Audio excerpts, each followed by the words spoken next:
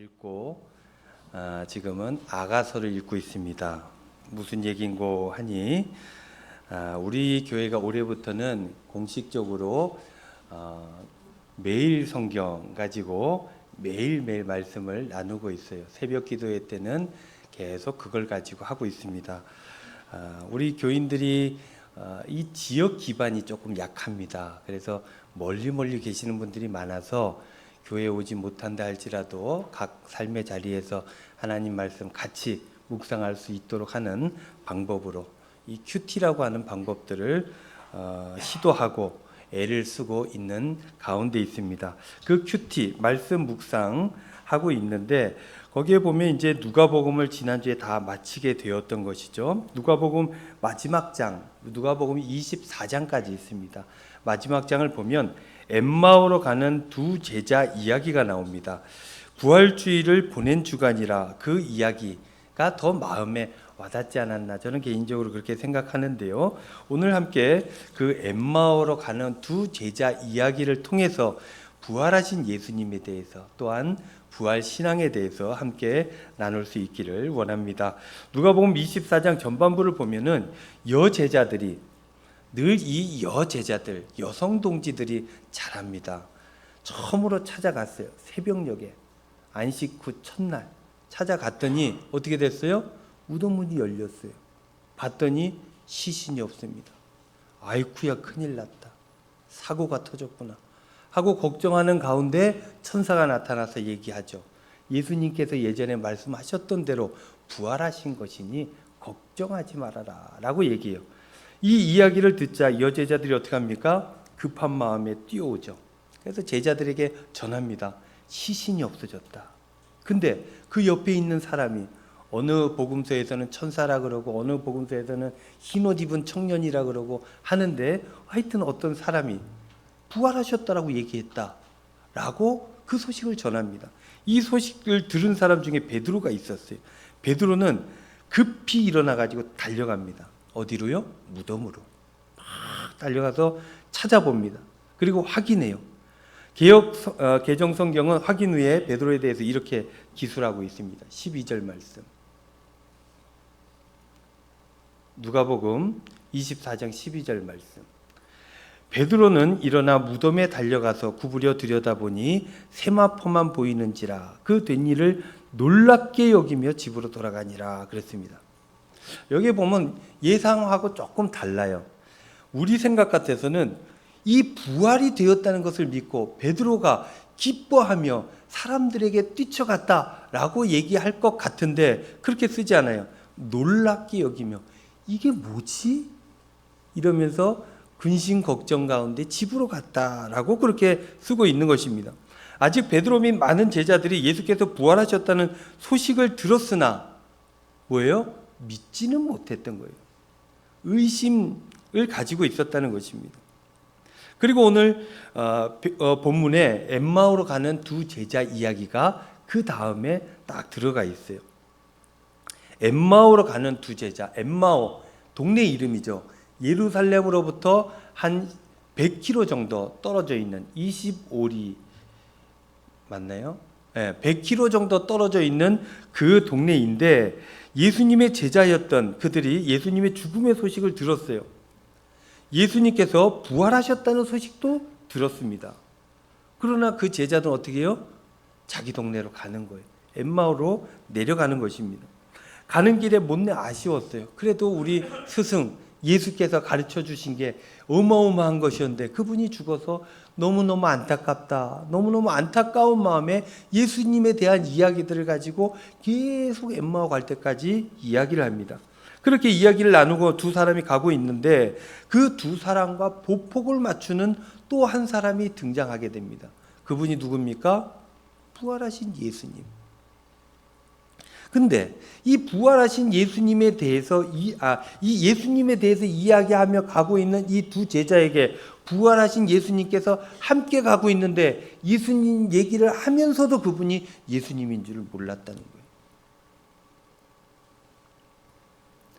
그 셋은 이런저런 이야기들을 합니다. 그 중에 예수님께서 슬픈 기색으로 스승 예수님 죽음에 대한 이야기들을 하는 이 두 제자들에게 예수님께서는 이렇게 얘기를 해주셨어요. 누가복음 24장 25절 말씀.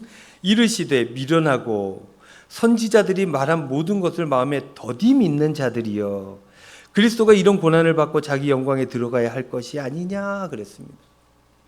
그러니까 구약 시대에 했던 모든 예언들을 풀어주신 거예요.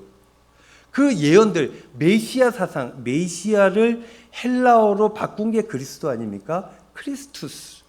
우리나라 한글 한문 번역으로 바뀌어져서 그리스도. 그분이 어떻게 될 것인지는 구약에 다 나와 있지 않느냐 하고 구약 얘기들을 실컷 설명을 해 주신 거예요. 고난이 있어야 된다. 죽음이 있어야 된다. 그래야 부활의 영광이 그에게 나타나게 될 것이다. 이 이야기를 해 주셨다는 거예요. 그렇게 구약과 메시아에 대한 말씀을 나누다 보니까 어느덧 엠마오라고 하는 동네에 다다르게 되었어요. 그들은 목적지가 엠마오니까 엠마오로 들어가려고 합니다. 동네로. 그런데 부활하신 예수님은 같이 걸어가시다 어떻게 해요? 나는 더 가겠다. 내 목적지는 여기가 아니다. 라고 가려고 하죠. 그러자 두 제자가 부활하신 예수님인 줄도 모르고, 선생님 우리와 같이 갑시다. 날이 어두운데 더 가면 위험하다. 우리 집에 가서 좀 쉬고 씻고 음식 먹고 그러고 내일 아침에 가시면 안 되겠느냐 라고 얘기해요. 아니다, 나는 간다. 그랬더니 두 제자가 손을 탁 붙들고 갑시다 우리 집에. 그리고 강권하여서 데리고 갑니다. 그게 29절에 이렇게 나와 있어요. 그들이 강권하여 이르되 우리와 함께 유하사이다. 때가 저물어 가고 날이 이미 기울었나이다 하니 이에 그들과 함께 유하로 들어가시니라 그랬습니다. 그래서 예수님과 함께 그 집에 들어가죠. 사람들이 정성껏 준비해서 식사 대접을 합니다. 그 식사 자리에 예수님께서 축복기도 해주셨어요. 그리고 축사하시고 나누어 주셨어요. 그걸 보니까 순간 이거 어디서 많이 봤던 장면인데 하고 느껴보니까 그분이 부활하신 예수님이다 하는 것들을 서로 알게 되었던 것입니다.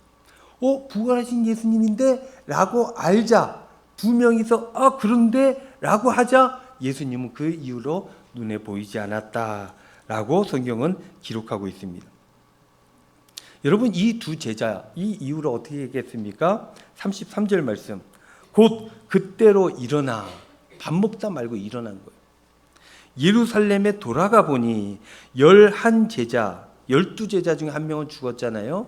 11제자 및 그들과 함께 한 자들이 모여 있어.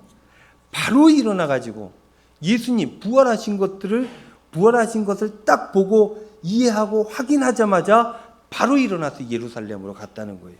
그리고 11제자를 만났습니다. 그리고 서로 이야기를 나누죠. 이야기를 하고 들어보니까 예수님께서 살아나신 것을 베드로가 보았다는 그 얘기를 듣죠. 그래서 두 제자들도 우리도 예수님을 만났다. 부활하신 그분을 만났는데 엠마오로 가다가 우리가 누구에게 이런저런 얘기를 들었는데 그때 마음이 뜨겁고 하더니 알고 보니까 그분이 부활하신 예수님이셨다라고 증언하게 되죠. 우리는 여기에서 이 부활신앙, 이 기독교에게 있어서 부활신앙은 생명과 같아요. 이게 없으면 아무것도 아니에요. 오늘 교동문 할 때도 우리가 읽었잖아요. 바울이 그렇게 얘기해요. 이 부활이 없었으면, 이 부활을 믿는 우리의 신앙이 없었으면 세상 사람들 중에 가장 미련하고 부족한 사람이다. 우리가 쓸데없는 걸 믿고 있다는 거예요. 근데 이 부활이 있기 때문에 우리는 생명으로 역전된 삶을 살아갈 수 있게 된다. 그 얘기를 하지 않습니까?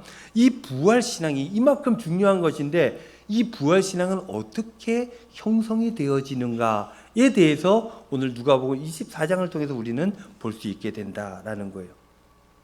부활신앙이 어떻게 생겨납니까?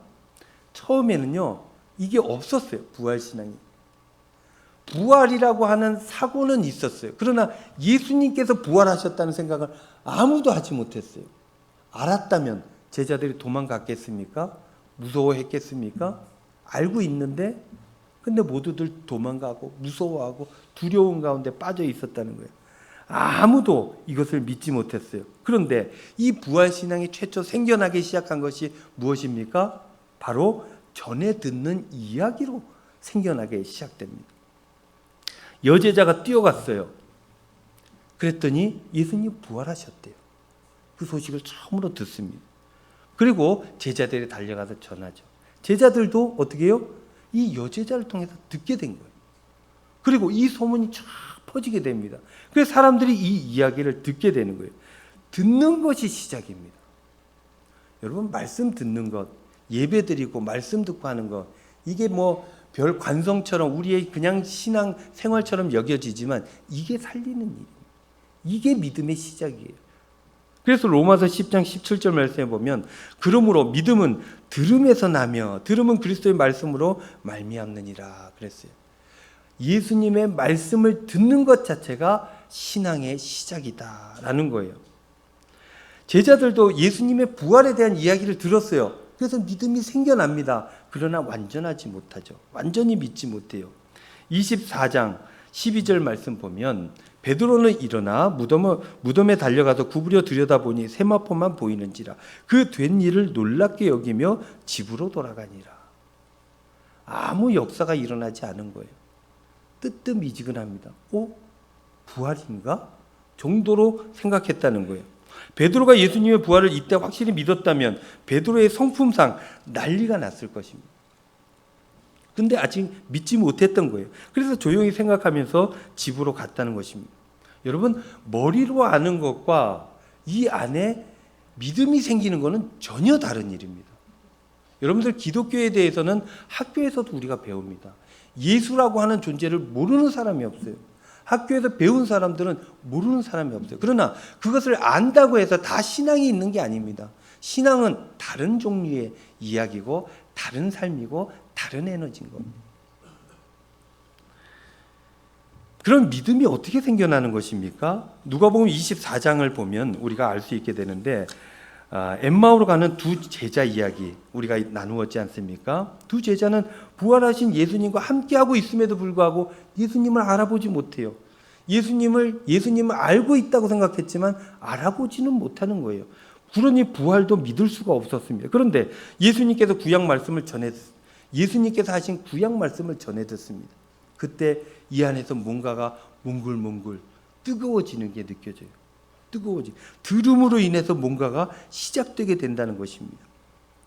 그러고 나서 어떻게 합니까? 계속 말씀을 들으면서 가다가 식사 대접을 하게 되죠. 그런데 식사 대접 가운데 갑자기 예수님을 알게 되는 거예요. 왜?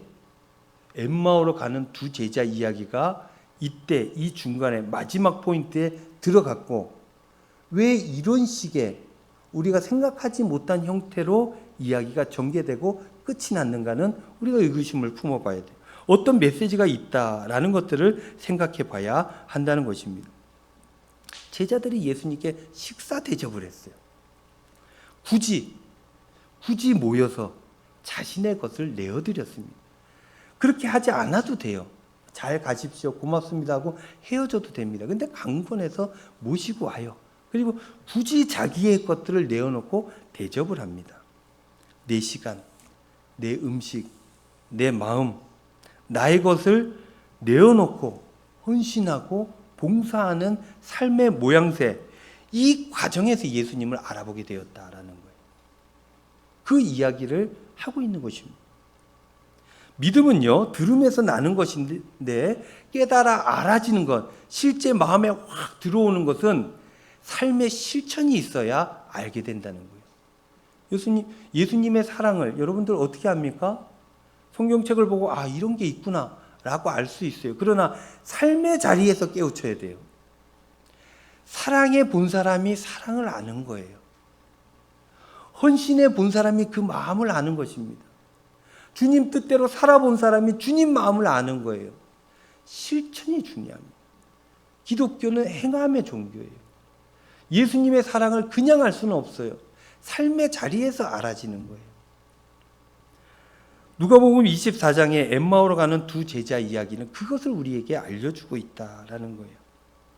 자신의 것을 주님께 드린 자, 그 자가 주님의 사랑을 알고 주님께서 부활하셨다는 사실을 알아듣게 되고 그러고 이 안에 에너지가 생기고 능력의 삶을 살아가게 되어진다라는 것입니다. 엠마오로 가는 두 제자 이야기를 통해서 부활 신앙을 갖는 과정을 살펴보면 첫 번째는 그거예요.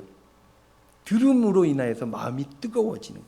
두 번째는 내어주는 것, 헌신, 주님의 삶을 닮아가는 것. 이 두 가지 과정을 통해서 부활 신앙이 엠마오로 가는 두 제자에게 들어가게 되었다라는 것입니다. 사랑하는 성도 여러분, 부활 신앙을 기독교 가장 중요한 역사적 사건이라고 받아들이고 있어요. 이 부활을 온전히 믿으려면, 부활 신앙으로 힘있게 살아가려면 어떻게 해야 됩니까? 이미 우리는 들었어요. 그럼 어떻게 합니까? 실천하면 됩니다. 주님께서 하신 말씀대로 하나하나 작은 것부터 하는 거예요. 주님이 하신 대로. 주님께서 하신 사역이 뭡니까? 가전고 그러잖아요. 가르치고 전하고 고치고, 어려운 이웃들에게 하나님 나라를 전하고 하나님 말씀을 전하고 연약한 이들에게 그들의 필요를 채워주고, 그 일들을 감당하게 되면, 그러면 하늘의 놀라운 역사가 내 삶의 자리에 나타나게 된다라는 것입니다. 그렇게 실천할 때, 예수님의 삶을 따라갈 때, 그럴 때 믿어지는 것이고, 그러한 믿음이 내 안에 있을 때 승리하는 삶을 살아가게 되어진다라는 것입니다. 여러분, 부활 신앙이 생겨났어요, 제자들에게. 그리고 어떻게 됩니까? 곧바로 이 부활 신앙이 있고 난 이후에 교회라고 하는 모임이 형성이 돼요. 교회가 형성되어지고 전 세계적으로 어마어마한 영향력을 미치게 되는 것입니다. 이게 부활 신앙의 역할인 거예요. 그렇다면 제자들이 하나둘씩 예수님의 부활을 믿기 시작했는데, 이 부활 신앙을 갖게 된 사람은 어떤 삶을 살아가는가? 성경은 이렇게 얘기를 합니다. 첫 번째, 부활 신앙을 가졌어요. 그럼 어떻게 합니까? 모입니다. 특별한 경험을 가졌어요.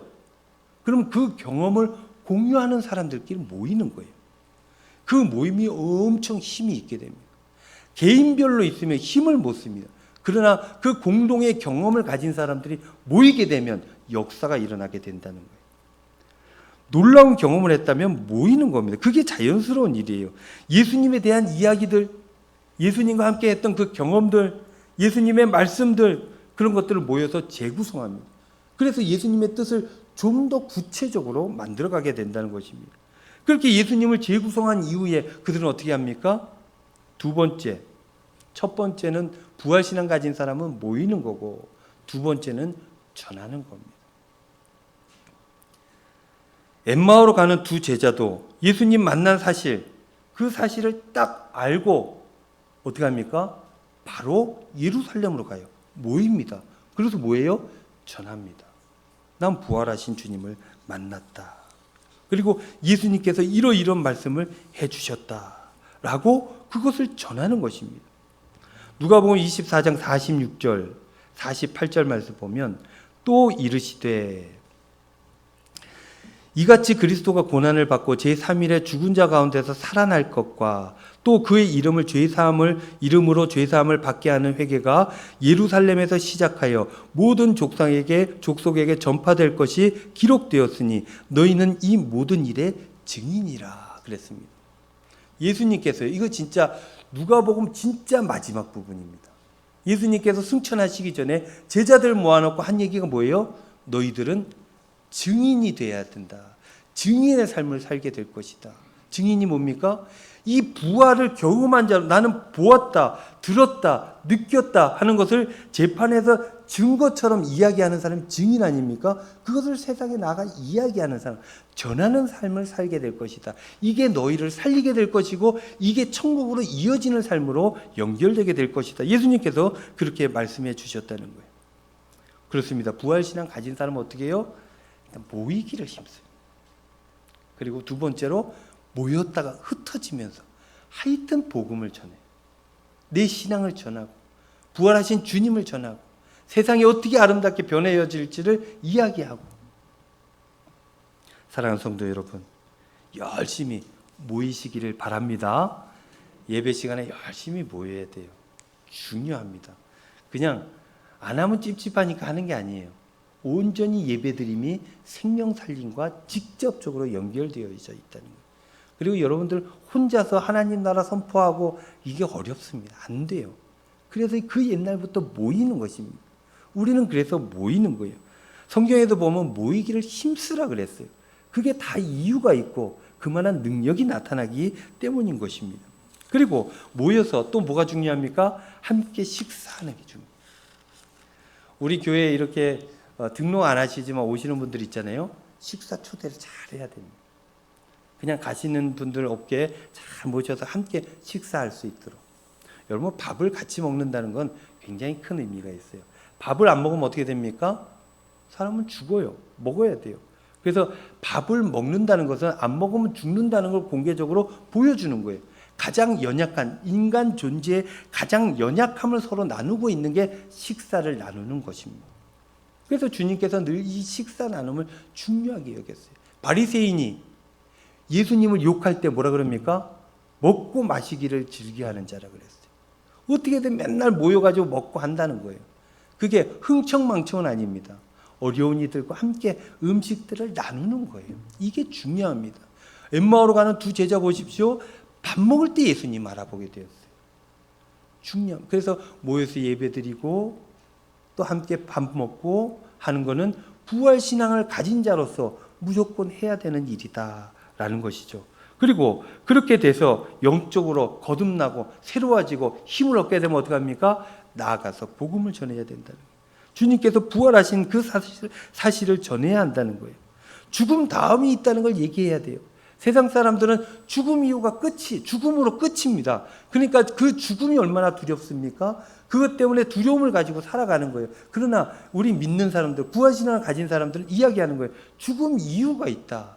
그러니 이 땅에서, 이 삶의 자리에서 너무 걱정 근심하지 말아라. 영혼의 가치를 가지고 살아가면 영혼으로 이어진다. 그 이야기를 전해야 된다라는 거예요. 이게 예수님의 마지막 명령이기도 한 것입니다. 전하는 것. 사랑하는 성도 여러분, 부활신앙에 대해서 우리가 지난주부터 나누고 있어요. 부활신앙은 이런 겁니다. 모이기에 힘쓰고 이 부활을 전하는 거예요.